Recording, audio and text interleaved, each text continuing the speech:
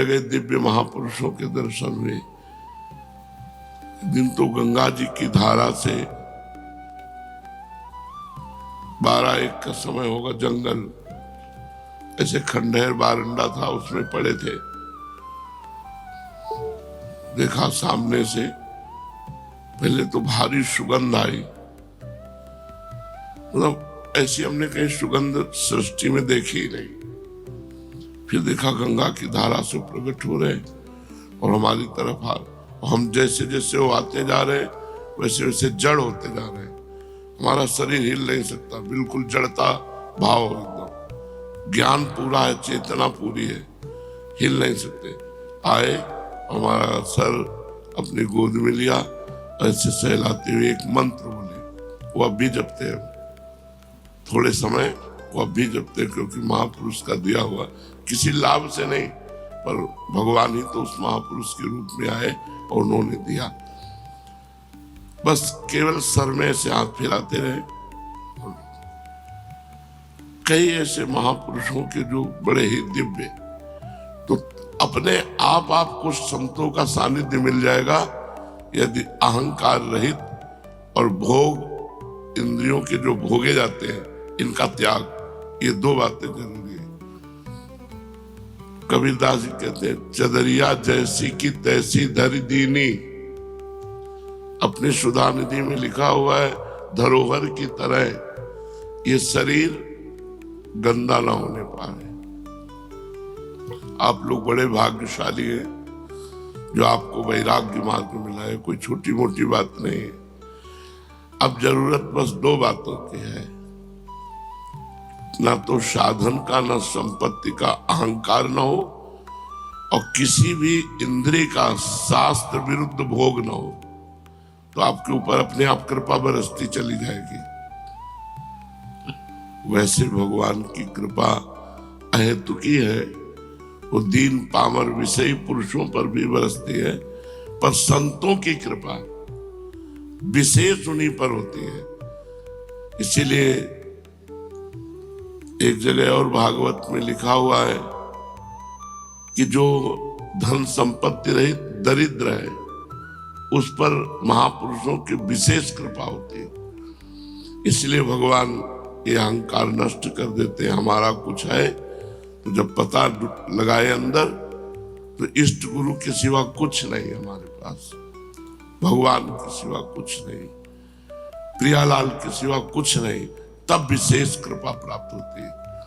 महत्संगस्त दुर्लभो अगम्यो अमोघश्च। निश्चित भगवत प्राप्ति हो जाएगी। दर्शन मात्र से, श्रवण मात्र से, स्पर्श मात्र से, संकल्प मात्र से, कई तरह से महापुरुष भगवत प्राप्ति कराते हैं। दर्शन मात्र, एक बार दर्शन जैसे भगवान का हुआ, मायामल का नाश हो गया। एक बार आत्म साक्षात्कार का जो भाव लिए हुए महापुरुष है, एक बार उनका दर्शन हुआ, अब हमारे मायामल का नाश। अब धीरे धीरे हमारी उन्नति आध्यात्मिक शुरू हो जाएगी। 2 बातें यदि हम ध्यान रखें कि अपनी इंद्रियों को गलत भोगों में न जाने दें और किसी साधन का अहंकार न करें, तो बहुत जल्दी हम पर अव्यक्त महापुरुषों की कृपा होती है। भगवान का साक्षात्कार होने के पहले भगवत प्राप्त महापुरुषों का दर्शन, मतलब कई ऐसे महापुरुष जिनका साक्षात्कार हुआ। 35-40 वर्ष पहले गुरु नानक साहब का गंगा के किनारे हुआ, श्री चंद्र जी का दर्शन हुआ, निम्बारकाचार्य भगवान का दर्शन हुआ।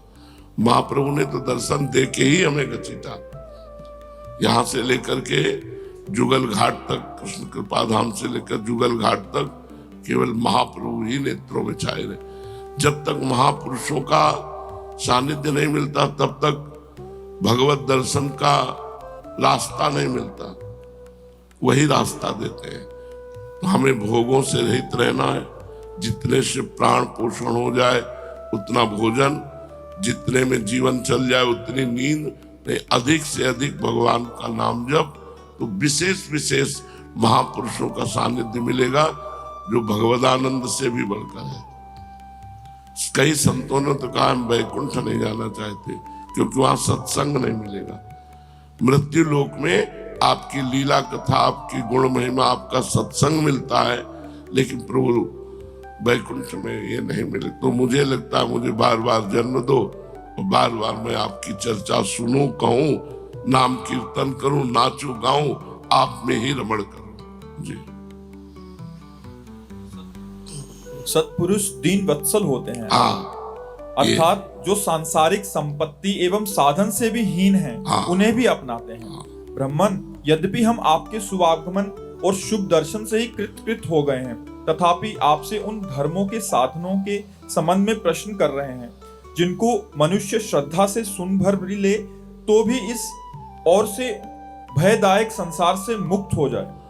देखो, जो ये नौ योगेश्वरों का संवाद सुनाएंगे तो कह रहे हैं श्रद्धा से सुन केवल ले। एक बार आपने श्रद्धा से सुन लिया ना तो आपका कल्याण हो जाएगा, आपका मंगल हो जाएगा। तो क्या केवल सुनने मात्र से हो जाएगा? श्रद्धा से सुन ले। श्रद्धा का मतलब होता है जो सुना वैसे उतार लिया, इसीलिए श्रद्धा शब्द है, केवल सुनना नहीं है। जो सुना उसे अपने जीवन में उतार लिया तो बोले एक बार सुनने मात्र से भगवत प्राप्ति हो जाएगी। जी। पहले जन्म में मैंने मुक्ति देने वाले भगवान की आराधना तो की थी, परंतु इसलिए नहीं कि मुझे मुक्ति मिले।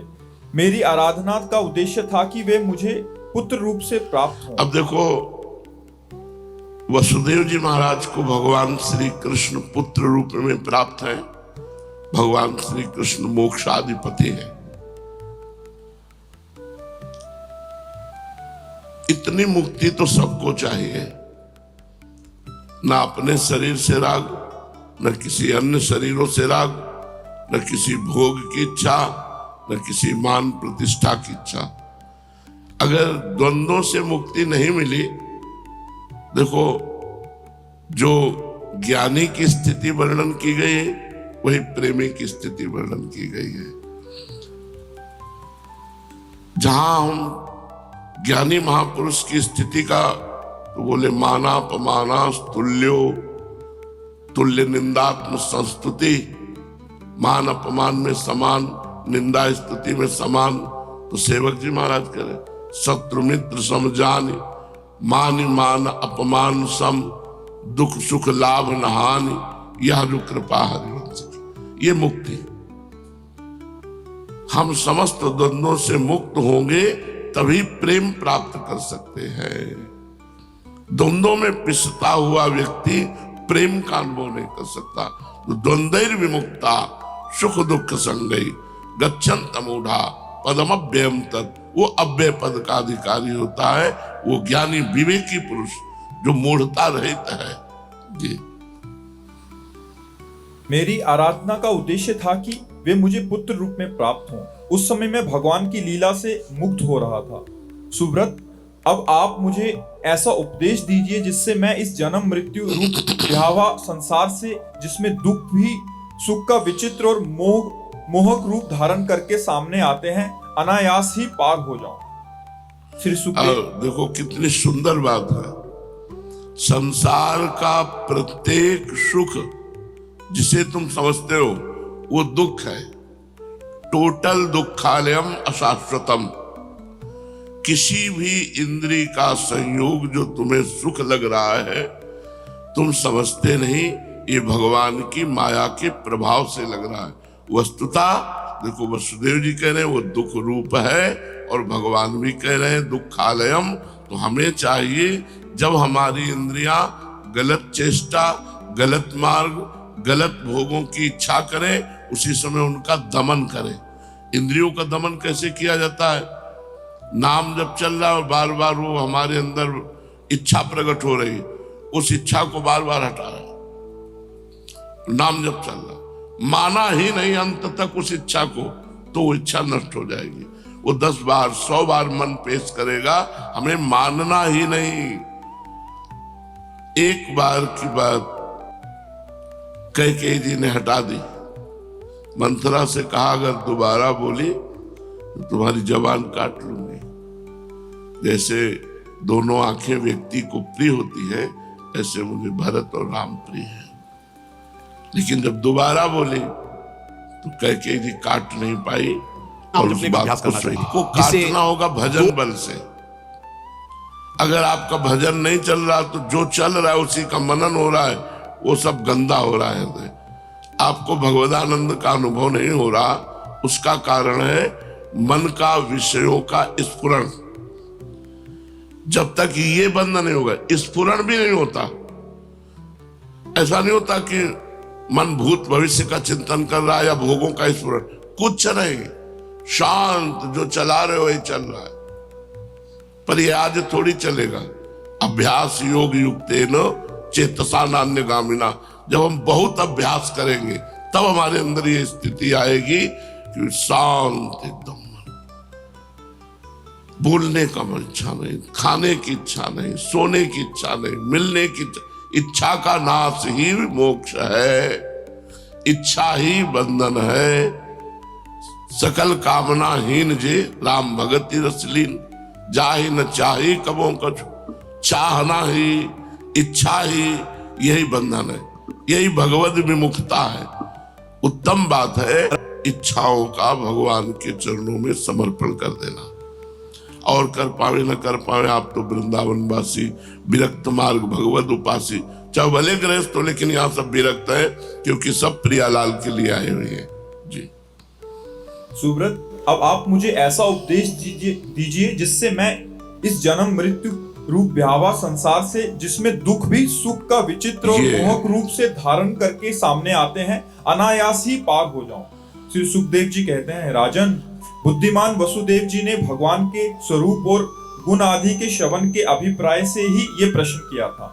देवऋषि नारद उनका प्रश्न सुनकर भगवान के अचिंत्य अनंत कल्याणमय गुणों के स्मरण में तन्मय हो गए और प्रेम एवं आनंद में भरकर वसुदेव जी से बोले।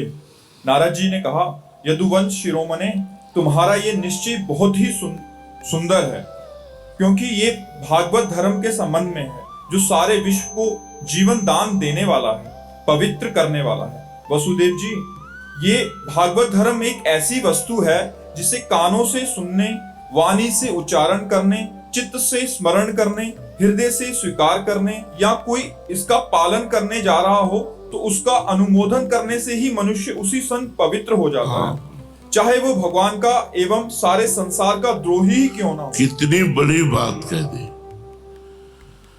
भगवत द्रोही भी हो, विश्व द्रोही भी हो, अगर भागवत धर्म को श्रवण कर ले और कहीं पालन कर ले तो क्या करना है। अगर पालन कर ले तो और कुछ करना नहीं, वो भगवत प्राप्त हो जाएगा। और भागवत धर्म कोई कठिन वस्तु नहीं है। भागवत धर्म किसे कहते हैं, अभी वर्णन करते हैं। जिनके गुण, लीला और नाम आदि का श्रवण तथा कीर्तन पतितों को भी पावन करने वाला है, उन्हें परम कल्याण स्वरूप मेरे आराध्य देव भगवान नारायण का तुमने आज मुझे स्मरण कराया है। वसुदेव जी, अब देखो, तो अभी तक नारद जी क्या विस्मरण में थे क्या? नवम जब हम भगवत चर्चा सुनते हैं, जब भगवान की आप कोई बात करते हैं तो ऐसा लगता है कि मुझे अब स्मृति आई, जबकि स्मृति में ही डूबे हैं। नवम जैसे कुछ लोग कहते हैं कि मंत्र जपते हुए थकान लगती है, नाम जप करते हुए थकान महसूस होती है, पाप, अभी पाप है। नहीं, तुमसे सही कहते हैं, जलन महसूस होती है कि अभी वो भजन नहीं हो रहा, हाय हाय मचता है कि फिर रात आ गई, फिर दिन आ गया, अभी वो भजन नहीं हो रहा जो होना चाहिए। रात दिन भजन करने पर भी भजन की भूख ऐसी बढ़ रही कि लगता है सब बेकार, अभी वो भजन नहीं हो रहा, अभी वो बात नहीं हो रही। जब वो बात आती है तो वो सामने होते हैं, सामने होते होते उनका भी ऐसा रूप होता है कि अभी देखा ही नहीं, अभी देखा ही नहीं, मनो कबहू मिले ना। तो प्रेम में प्रेमी को कभी अन्य चिंतन करने का अवकाश ही नहीं मिलता, क्योंकि वो अपने ही विषय से इतना अतृप्त रहता है, इतनी भूख रहती, उसे अन्य विषय का कोई चिंतन करने का कहीं कोई भी गुंजाइश नहीं रहती। ये भागवत धर्म कोई असाधारण बात नहीं है, बिल्कुल साधारण बात है। अभी बताएंगे भागवत धर्म को स्वभाव से, संस्कार से, अनेक जन्मों की आदतों से, आपके मन से, तन से, वाणी से जो कुछ भी हो रहा है वो परम पुरुष भगवान को समर्पित कर दो। इसे कुछ नहीं बताया कि ये करो, जो कुछ हो रहा है वो सब भगवान। यत करोषि, गीता जी में भगवान ने कहा यत करोषि, जो कुछ कर रहे हो वो भगवद अर्पणमस्तु, राधा वल्लभ अर्पणमस्तु, कृष्णार्पणम। अरे बड़ा लाभ है इसमें, इसमें क्या निश्चित भगवत प्राप्ति। जो भी किया, घर गृहस्थी, परिवार, व्यापार, नौकरी, सब भगवद अर्पणमस्तु। वसुदेव जी, तुमने मुझसे जो प्रश्न किया है इसके संबंध में संत पुरुष एक प्राचीन इतिहास कहा करते हैं। वह इतिहास है ऋषभदेव जी के पुत्र 9 योगेश्वरों का और महात्मा विदेह का शुभ संवाद। तुम जानते ही हो कि स्वांभु मनु के एक प्रसिद्ध पुत्र थे प्रियव्रत।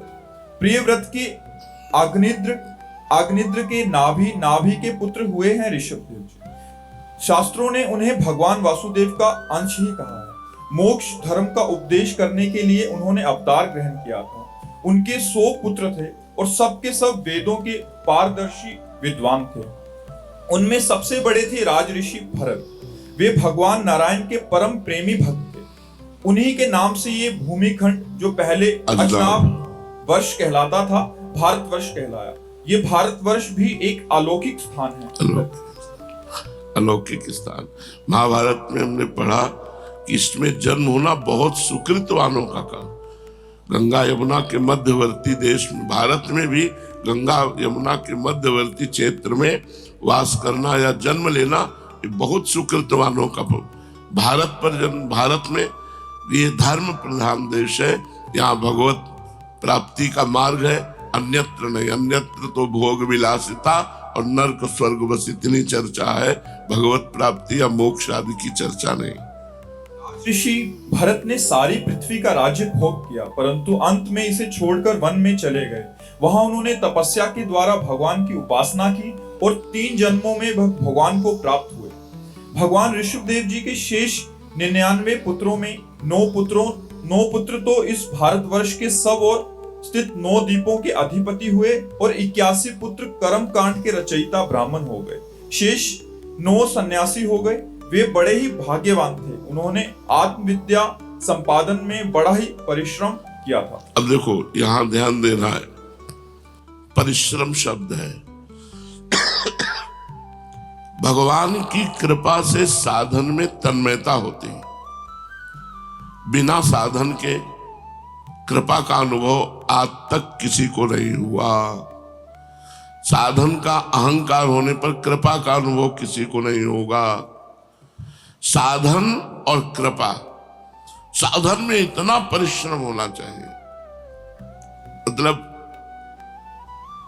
जैसे एक व्यापारी अपने व्यापार को बढ़ाने के लिए हर समय सोचता रहता है, ऐसे एक भजनानंदी साधक अपने भजन को, अपनी साधना को, अपनी जितेंद्रियता को वो हर समय बढ़ाता रहता है। किस तरह से हमारा भजन बढ़े। बस रात्रि में सोने के लिए नहीं लेटते। जो भजनानंदी संत होते कि अब भाई हम शयन कर रहे, नहीं, मंत्राकार वृत्ति, और कब सो गए और कब चेतना उठी। जब चेतना तो मंत्र में बैठ गए। आज भी टार्च सिरा नहीं रखते, घड़ी में देखा 1 बज गए। हम जितना अभ्यास बना लेते, जैसे हमारा पूर्व का अभ्यास है, तो वो अभ्यास अब भी शरीर महान कष्ट में होने पर भी वो अभ्यास मुझे चैन नहीं लेने देता। मुझे चैन नहीं लेने देता कि हम अब परे हैं। परिश्रम, देखो क्या शब्द लिखा है, उन्होंने आत्मविद्या प्राप्त करने के लिए बड़ा परिश्रम किया। भगवान परिश्रम देख के रिझते, ध्यान रखना। प्रमाद देख के, आलसी देख करके, सेवा चोर नहीं। कि कामचोर जिसे कहते हैं कि भैया यशोदा लाला को देखा कि बड़ी उद्दंडता कर रहा है, माखन खाए तो बात अलग, पूरे आंगन में फैला रहा है, और हमने डांटा तो डर भी गया है, और डरने से कहीं भाग न जाए, तो उखल में बांधने के लिए पहले पकड़ना जरूरी है। तो दौड़ी, वहां बहुत महिमा की बात वर्णन करते हैं। भगवान दौड़ रहे, छोटे बाल गोपाल, भैया यशोदा भारी स्थूल नितंब और शरीर भारी, नंदरानी है, पसीना पसीना हो गया, चोटी के फूल गिर रहे, लेकिन लालन हाथ में नहीं आ रहे। धीरे से ऐसे देखा लालजू ने, मैया श्रमित हो गई। ध्यान देना, लालन पकड़ में आ गए। कब पकड़ में आते हैं लालजू? जब वो देख लेते हैं कि अब ये श्रमित हो गए। मतलब बहुत कठोर भजन। मुखराय में पूज्य माधव बाबा अभी विराजमान है, लकीर के फकीर, शास्त्र सिद्धांत के अनुसार बीमार हुए, इनको भेजा, जाओ कुछ सेवा। मुखराय के ब्रजवासी जो कर देंगे कर दे। कठोर नियमों का पालन करते हुए अपने भजन की सुरक्षा, भजन की वृद्धि और भगवत प्राप्ति के लिए। और ये आज से नहीं, 20 वर्ष से देख रहे हैं बाबा का एक ही नियम। मुखराय से जो रोटी आ गई, मुखराय से जो दवा व्यवस्था हो गई, प्रणाम करो आप, तुमको बुरा लगेगा। मान, कीर्ति, ये सब जहर है जो लिखा है, महापुरुषों ने वैसा प्रयोग करके दिखाया है। हमारे को एक अवसर में दिया है भगवान ने, सच्ची माने, पर माया भजन नहीं करने देती, प्रपंच में लगा करके उस समय को नष्ट करती है। उसका काम है ऐसी बात डाल देना आपकी खोपड़ी खराब हो जाए, ऐसा कोई क्रिया बन जाना जिससे आप पश्चाताप में जले, वो यही करती रहती। भजन कब होता है? आनंद की उमगन आ रही, मंत्र चल रहा, नाम चल रहा है, आंसू बह रहे, भगवान की झांकी आ रही, एकांत में लोटपोट हो, ये भजन। ये कब? बोले अध्यात्म विद्या में बड़ा परिश्रम किया, बड़ा परिश्रम। 2-3 घंटे रात्रि में सो लिया, 1 घंटे दिन में सो लिया, थोड़ा थोड़ा प्यार, राधा वल्लभ श्री राधा वल्लभ। अभी आप देखो चमत्कार ना होने लगे तो बताना, अंदर ही अंदर आपके ज्ञान, विज्ञान, भक्ति सब कुछ बढ़ने लगेगा। अब जब भजन नहीं है, देखो शरीर सेवा से शरीर पवित्र होता है। हमारी बात को अन्यथा मत ले जाना कि तो शरीर सेवा, जो हमारी शरीर शुद्धि है वो सेवा से होती, लेकिन मन शुद्धि सुमिरन से होती। शरीर पवित्र है और मन अपवित्र है तो गंदे विचार फेंकता रहेगा अंदर। मन को पवित्र करने के लिए सुमिरन अत्यंत आवश्यक है। यदि सुमिरन नहीं तो मतलब फिर बात बनी नहीं। जैसे कोई भी पंछी आकाश में उड़ेगा तो 2 पंखों से उड़ेगा, ऐसे सेवा और सुमिरन ये हमारे पंख हैं जिनके द्वारा हम भगवत प्राप्ति करते हैं। केवल सुमिरन में बैठे रहे तो शरीर निर्वाह नहीं होगा। बड़े बड़े सिद्धों को भी हमने देखा है हाथ पैर हिलाते हुए। तो हम शरीर से सेवा और मन से निरंतर भजन और भोगों का संपूर्ण त्याग, यही परिश्रम है। बोले बड़े परिश्रम से अध्यात्म विद्या प्राप्त की। तो जब तक हम आलसी, प्रमादी, भोगी, तो फिर भगवान के मार्ग के पथिक कैसे बनेंगे? हमको चाहिए बिल्कुल जान की बाजी लगा दे, जीवित मर जाए उलट आप में समाए, यह दिलगीरी है। जिंदा मर जाना, जैसे मरे हुए पुरुष में इच्छा नहीं होती, ऐसे जीवित हमारे अंदर कोई इच्छा नहीं, एकमात्र भगवान के भजन की इच्छा। हम आपसे हृदय की बात कहते हैं कि भगवान के मिलन की चाह से भी बढ़कर बात है भगवान के निरंतर भजन की चाह। महापुरुषों से जो पकड़ा गया, भगवान से भी प्रिय बात है भगवान का नाम प्रिय लगना, और भगवान के मिलन से भी बढ़कर बात है भगवान का निरंतर भजन की चाह होना।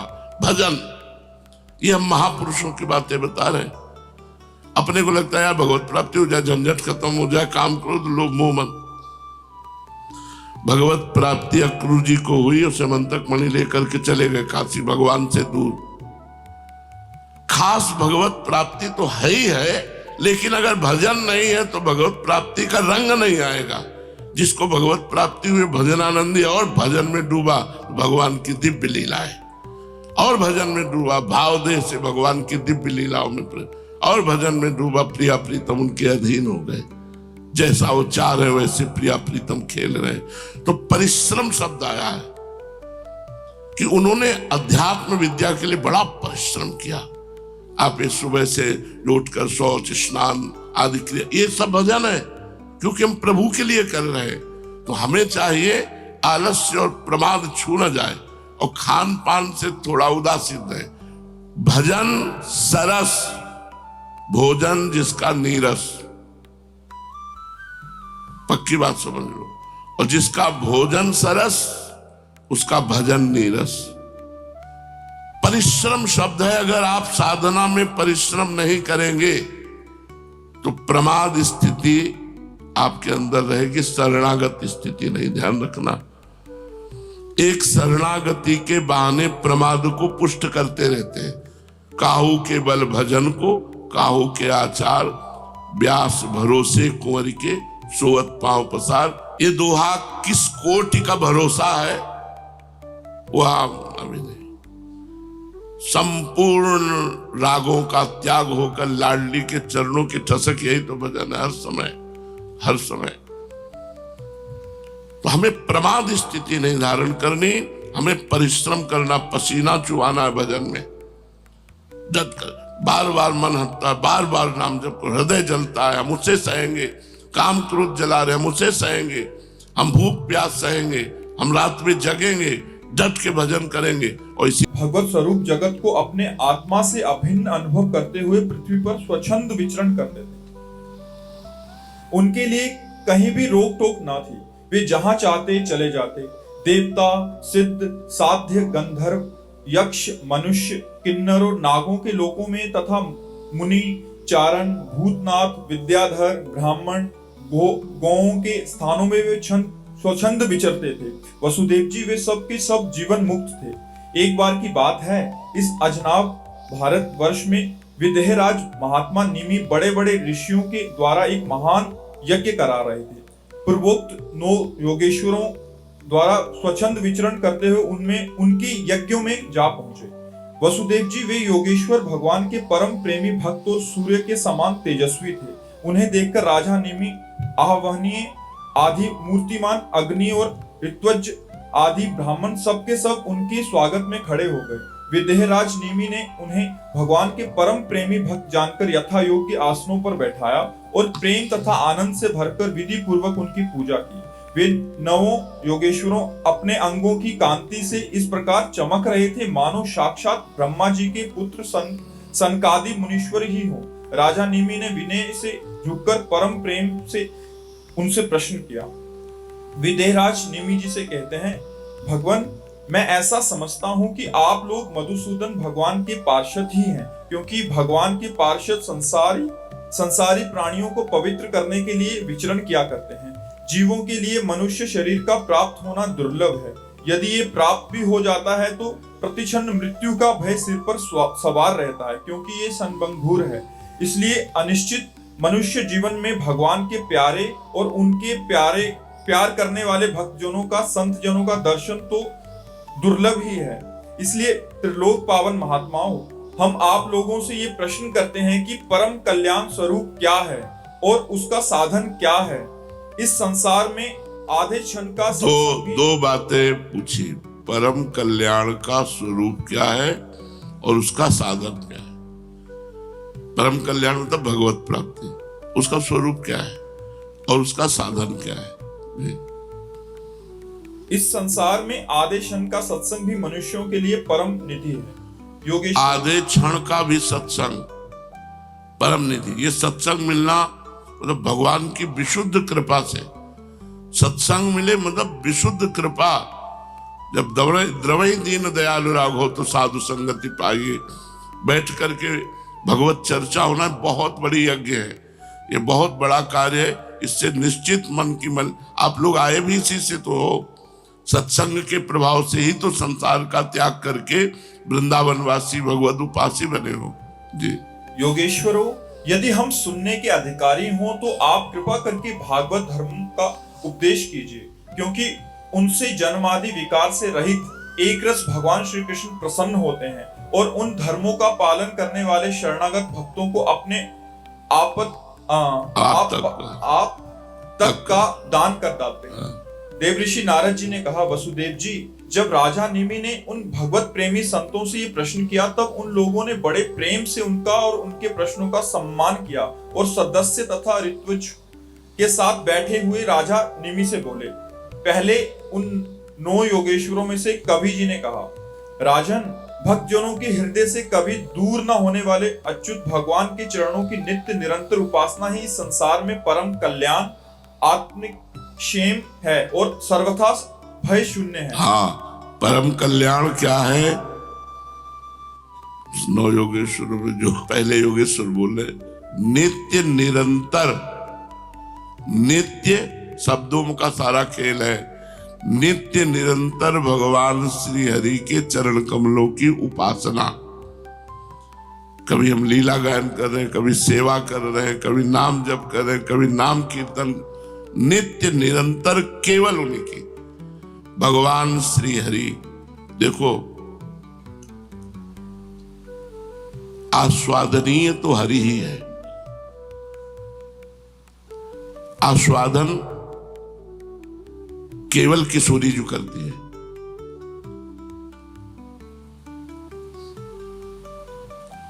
आस्वादन केवल किशोरी जो करते हैं श्री कृष्ण का, दूसरे की सामर्थ्य नहीं। अगर कोई आस्वादन कर पाया तो किशोरी जी की कृपा से श्री कृष्ण का आस्वादन कर। जैसे अपने ही आत्मानंद का रसास्वादन करने के लिए श्री कृष्ण ने राधा रूप धारण किया, अपने ही आत्मानंद का रसास्वादन करने के लिए। तो अब आपको समझ में आ रहा है, और हम कह रहे हैं किशोरी जी ही ऐसी कृपा करें तो श्री कृष्णानंद भगवदानंद की अनुभूति। श्री कृष्ण का रसास्वादन नहीं कर पाया कोई आज तक, अगाध रस समुद्र है, उनका रसास्वादन केवल किशोरी जी ही कर, और अगर कोई कर पाया तो किशोरी जी के कृपा भाव से ही कर पाया। यत् पाद पद्म नख चंद्रमणि छटाया विस्फुरितम किमपि गोपवधू स्वदर्शी पूर्णानुराग रस सागर सार मूर्ति साराधिका मई कदापि कृपाम करोति। राधा दास से मपास्या प्रेतते गोविंद संगासया सोयम पूर्ण सुधा रुचे परिचयम राकाम विना कांक्षते। अगर राधा चरणों का दास्य नहीं है, श्री जी के चरणों की उपासना नहीं है, तो गोविंद का सम्यक रूप से रसास्वादन नहीं किया जा सकता। जैसे पूर्ण चंद्र का दर्शन पूर्णिमा के बिना नहीं हो सकता, ऐसे किशोरी जी के बिना परमात्मा तत्व का अनुभव नहीं हो सकता। जो हमारे परमात्मा है, रसघन मोहन मूर्ति। अरे आप इनको साधारण समझते हैं क्या?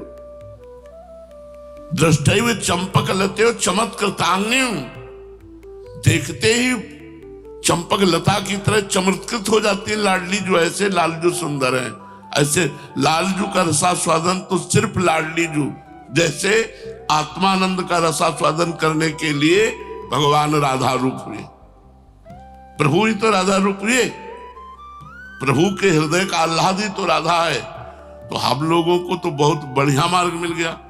अगर राधा दास नहीं है तो मोहन का स्वादन नहीं, और राधा दास जो है वो मोहना स्वादिते स्वयं राधा दास्य का रसास्वादन पर ब्रह्म परमात्मा रसघन मोहन मूर्ति श्री लालजू महाराज करते हैं। तो श्री जी के चरणों का आश्रय लेकर निरंतर हरि की नित्य निरंतर उपासना, यही परम कल्याण का स्वरूप है। नव योगेश्वरों ने बताया नित्य निरंतर भगवान श्री हरि के चरण कमलों की उपासना ही परम कल्याण है, ये श्रेय है, यही श्रेय है।